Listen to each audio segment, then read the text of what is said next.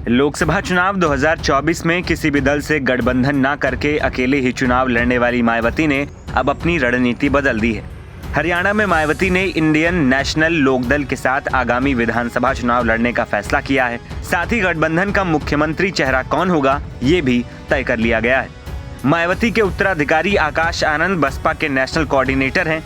इसी के मद्देनजर वो पार्टी को मजबूत करने में लगे हैं। ऐसे में गुरुवार को हरियाणा की 90 सीटों में से बीएसपी 37 सीटों पर चुनाव लड़ने का ऐलान कर चुकी है और बाकी बची सीटों पर आईएनएलडी दावा ठोकेगी।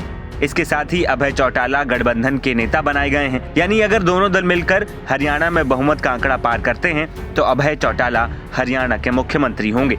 वहीं गठबंधन के ऐलान के बाद आकाश आनंद ने कहा, 6 जुलाई को अभय चौटाला और मायावती के बीच विस्तार से सीटों पर चर्चा हुई। 90 में से 37 सीटों पर बीएसपी चुनाव लड़ेगी और बाकी सीटें आईएनएलडी के खाते में जाएंगी। आकाश आनंद ने कहा कि अगर हम फतह हासिल करते हैं तो अभय चौटाला को मुख्यमंत्री बनाया जाएगा।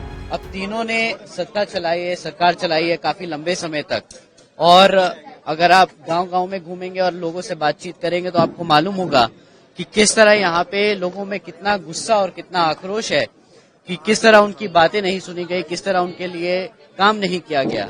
जैसा चौटाला जी ने बताया, अभय चौटाला जी ने बताया है कि यहाँ पे सरकारों में कितनी कमियां रही हैं, तो उन्हीं मुद्दों को लेके हमें लगता है कि गठबंधन की सरकार यहाँ पर बहुत अच्छा रिजल्ट दे पाएगी। दो फैमिलीज का एक रिश्ता होता है, दो राजनीतिक दलों का एक रिश्ता होता है।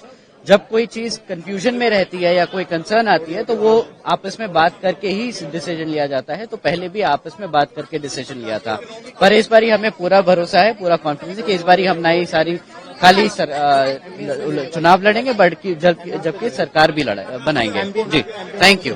और कांग्रेस देखे कि उनका क्या काम है पिछले 5 सालों में, जब वो केंद्र की सरकार में रह के भी सरकार नहीं बना पा रहे, केंद्र में भी वो सरकार नहीं बना पा रहे, तो वो उनकी कमियां हैं। उनकी कमियां दूसरी पार्टियों और दूसरी राजनीतिक दलों पे डालना, ये तो हम भी पलट के बोल सकते हैं कि तुम बीजेपी की बी टीम हो और तभी तुम हम लोग राजनीतिक जो रीजनल पार्टीज हैं उनको उभरने नहीं देती। दरअसल ये तीसरी बार है जब दोनों दल साथ आ रहे हैं। साल 1996 के लोकसभा चुनाव के दौरान इंडियन नेशनल लोकदल और बसपा के बीच पहली बार गठबंधन हुआ था। इस साल आईएनएलडी ने 7 और बीएसपी ने 3 लोकसभा सीटों पर चुनाव लड़ा था।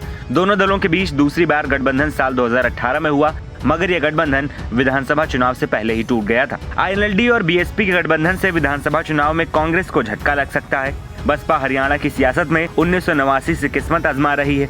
मायावती ने 1998 के लोकसभा चुनाव में इंडियन नेशनल दल के साथ गठबंधन किया था। तीनों सीटों पर उम्मीदवार उतारे थे, इनमें से एक सीट पर ही जीत दर्ज की थी। 2019 के चुनाव के लिए दोनों दलों ने हाथ मिलाया था, लेकिन चुनाव से पहले ही गठबंधन टूट गया था। एनबीटी ऑनलाइन की रिपोर्ट।